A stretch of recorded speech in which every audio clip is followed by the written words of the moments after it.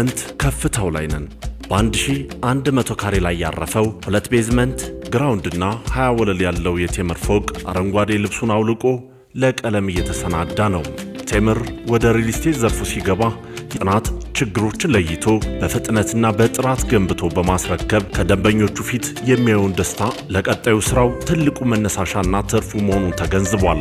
ሁሌም የደንበኞቹን ፍላጎት ማስቀደም መርህ አድርጎም ከአያት እስከ ጋርመንት፣ ከሳር ቤት እስከ ፈረስ ቤት፣ ከገላን እስከ ቡልጋሪያ፣ ከ4 ኪሎ እስከ አጣና ተራ የህልመውን ማረፊያ ገንብቷል፣ እየገነባም ነው። በአራቱም አቅጣጫ ሲገነባ የደንበኞቹን ምቾት ቅድሚያ ይሰጣል። ቴምር አዳዲስ ሳይቶችን በብዛት እያስተዋወቀ የተጀመሩትን የሚያጠናቅቅበት ፍጥነት በርካቶችን ያስደንቃል። ግዥና ሽያጩ በገንዘብ የሚለካ አይደለም። ለቤተሰብ ምቹ መሆን አለበት ብለን እናስባለን። ለኑሮ ምቹ የሚሆን ምክንያቱም ከስራ ቆይቶ ሲመለስ አካባቢው ከጸጥታ አኳያም ከሌሎች ፋሲሊቲዎችም አኳያ ለኑሮ ምቹ መሆን አለበት ብለን እናስባለን። ጋርመንትን እንደምሳሌ ከወሰድን አካባቢው ላይ የአፍሪካን ሲዲሲ ሄድኳርተር መኖሩ ምን አይነት ቫልዩ ሊሰጠው ይችላል ብለን ስናስብ ዲፕሎማቶች እዚሁ አካባቢ የመኖር እድላቸው ሰፊ ነው። ቴምር ከደንበኞቹ ያገኘውን እምነት አክብሮ በቃሉ ለመገኘት 24/7 ግንባታ ላይ ነው። በእያንዳንዷ ሰከንድ የደንበኛን የህልም ማረፊያ እውን ለማድረግ የማያቋርጥ ጥረት አለ። በጋርመንትም የተሰማው ብስራት ይህንኑ የሚያረጋግጥ ነው። የሱፐርስትራክቸር ዲፓርትመንት እዚህ ጋርመንት ሳይት ላይ የኮንክሪት ስራውን ከታች ጀምሮ እስከ አሁን ስራውን ጨርሷል። ይሄ ሳይት እንደምታውቀው 2 ቤዝመንት ግራውንድ ፕላስ 20 እንደገና ቴራስ ያለው ሳይት ነው እና እዚህ የስትራክቸር ስራውን ጨርሰን የብሎኬት ስራ ጨርሰን ልስንም ኦልሞስት 95% በሚባለው ደረጃ ጨርሰን እንደውም ግማሹን ፍሎር እስከ 11ኛ ፍሎር ድረስ ያለውን ደግሞ ለፊኒሺንግ ቲም ሰተን እኛ የመጨረሻዎቹን ወደ ማጠናቀቅ ስቴጅ ላይ ያለነው ማለት ነው።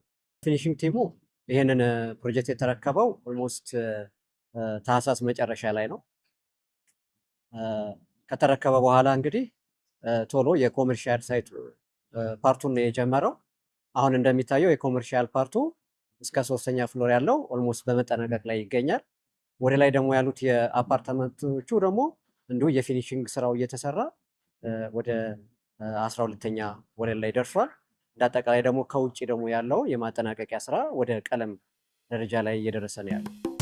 በቴምር ለእያንዳንዱ የግንባታ ግብዓት ልዩ ጥንቃቄ ይደረጋል። ኮንክሪቱም ብረቱም ከታወቁ አቅራቢዎች ተገዝቶ በሶስተኛ ወገን የጥራት ደረጃው ተፈትሾ ማለፍ ይኖርበታል። የፊኒሺንግ ግብዓቶቹም በደንብ ይታሰብባቸዋል። ጥራቱ መረጋገጡ ብቻ ግን በቂ አይደለም። መጨረሻው ወይም ፊኒሺንጉ ውብ እንዲሆን ተጨማሪ ውጪ በማውጣት ጭምር በአማረ መልኩ ይከናወናል። ከጥራት ፐርስፔክቲቭ የመጀመሪያው እንግዲህ ይሄ ስትራክቸር ሲሰራ ዋናው ግብዓት ከምንለው አንዱ ብረት ነው እና እዚህ ሳይት ላይ ሞር አብዛኛው የቴምር ሳይቶች ላይ የምንጠቀመው የብረት ኳሊቲ ሃይ ቴንሳይል ስትሬንግዝ ያለው ግሬድ 75 የሚባለውን ትልቁን ኳሊቲ ያለውን ብረት ኳሊቲ ነው የተጠቀምነው።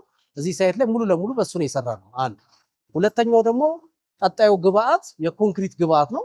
ኮንክሪት ግብዓት ግሬድ 35 የሚባለው የኮንክሪት ኳሊቲ ነው። ይሄን ደግሞ በሬዲ ሚክስ ሰፕላየር የቻይና ሰፕላየር አለን ከኛ ጋር እንደ ፓርትነር የሚሰራው በሱ ነው ሙሉ ለሙሉ የሰራ ነው ማለት እስከ መጨረሻው ድረስ እና ስለዚህ ጥራት ላይ ይሄ ደግሞ የምንፈልገውን ጥራት በምንፈልገው ጊዜ እንድናገኝ አግዞናል። ይሄን ደግሞ አሹር የምናደርግበት ሰርድ ፓርቲ ብዙዎቹን ደግሞ አዲስ አበባ ዩኒቨርሲቲ የወሰድን ቴስቶች እናሰራለን። ስለዚህ ኳሊቲ ላይ አንደራደርም ማለት ነው።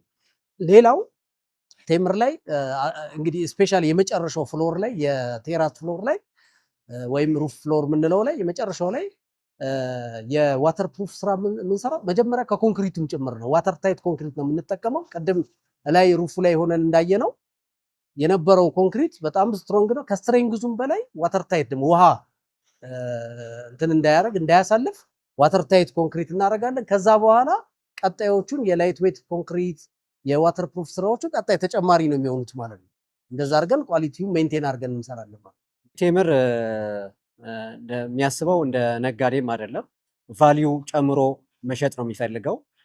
እኛ እንደ ቴምር የምናስበው ፕሮጀክት ሳይሆን የምንሰጠው ቫልዩ ነው ዴሊቨር የምናደርገውና ስለዚህ እቃም ራሱ ሙሉ ላይ ማለት ነው ከትንሽ የተሻለ እቃ ፊኒሺንግ ማቴሪያሎቹም የተሻለ እንዲሆኑ ኢቨን በተለይ ከሲሊንግ ጋር ስፔሲፊካሊ ከሲሊንግ ጋር ተያይዞ ይሄ ቴክኒካሊ ኮንዲዩት ከመቀበር ጋር ከምን ጋር ያለውን ችግር አቮይድ ለማድረግ ቴምር በራሱ ኮስት ሲሊንግ አድርጎ ከሲሊንግ በላይ ነው ኤሌክትሪክ ስራው የሚሰራው። ይሄ ትልቅ ኤክስትራ ኮስት ነው፣ ግን ቴምር የተሻለ ነገር ፈንክሽን የሚያደርግ ነገር ዴሊቨር ለማድረግ ካለው ትልቅ ፍላጎት አንጻር በራሱ ኮስት እየሰራው ያለ እንትን ነው። ስለዚህ ቴምር ፊኒሽድ የሆነ ነገር ማለት ጥሩ የሆነ ነገር ለመስጠት ወደኋላ የሚለው ነገር የለው።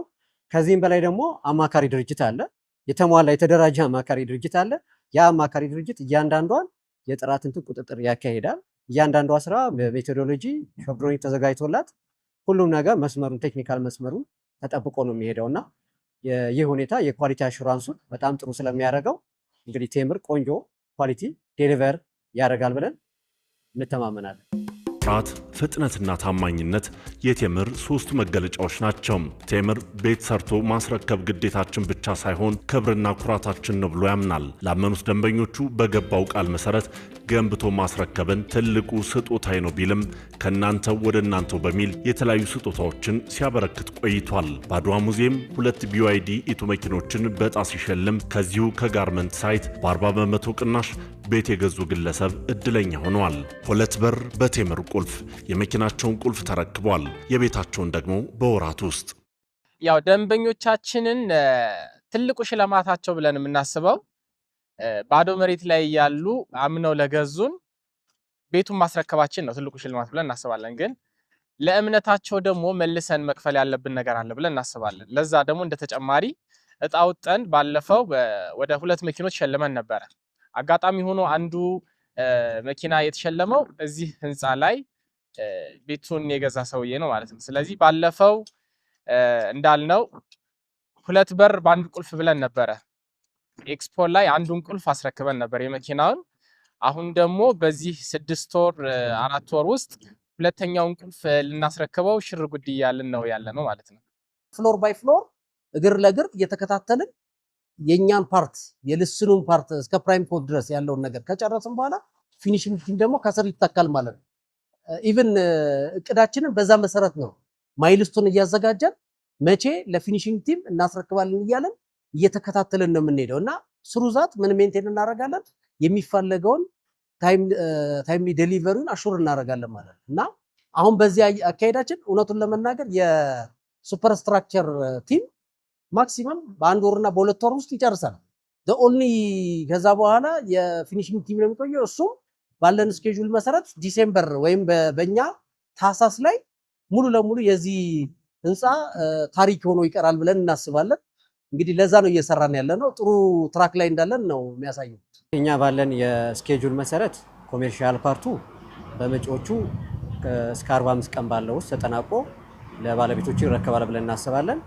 የቀጣይ አፓርታማው ደግሞ በሚመጡት እስከ 6 ወር ባለ ጊዜ ውስጥ ተጠናቆ ለባለቤት ይረከባል ብለን እንጠብቃለን።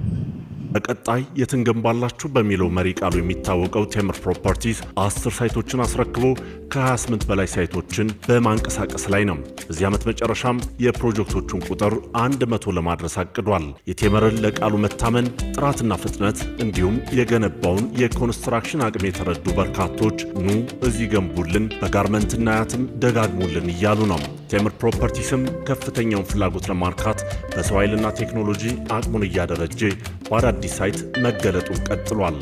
ያው እንደምታዩት አሁን ያለነው የመጨረሻው ወለል ላይ ነው። ፊኒሺንጉን እየሰራን ወይም እያጠናቀቅን ያለነው። የአካባቢውም ነዋሪ ይሄን ፕሮጀክት በዚሁም ሲሄዱ ያዩት ደግሞ እንዴት ለኑሮ ምቹ እንደሆነ ህንፃዎቻችንም እንዴት እንደሚያምሩ ሲያልፉ ሲያገድሙ እያዩት ነውና ይሄን ጥያቄ በደንብ በስፋት እየተጠየቅን ነው። እንደዚሁም አካባቢው ላይ የስፖርት ማዘውተሪያዎች በደንብ እየተሰሩ ነው።